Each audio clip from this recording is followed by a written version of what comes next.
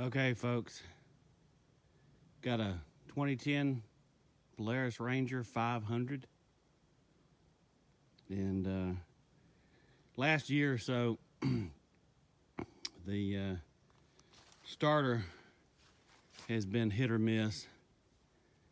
About every third time I hit the starter, she'll just click. And last night, after I'd worked out here yesterday afternoon, after dark, I was going around and checking cameras and swapping out SD cards. And of course, last night's when it decided to finally go out. Show you what it's doing.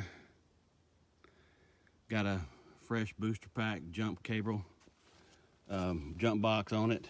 So she's definitely got good fire.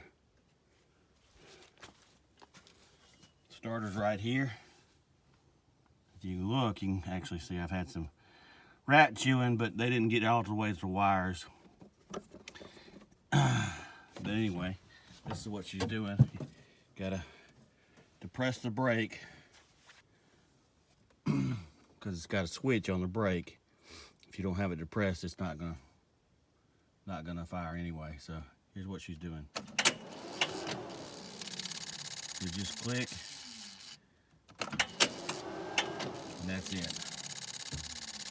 So I'm gonna have to get in here and I looked on YouTube. I couldn't find a video of one, a 2010 like this, but it looks fairly straightforward.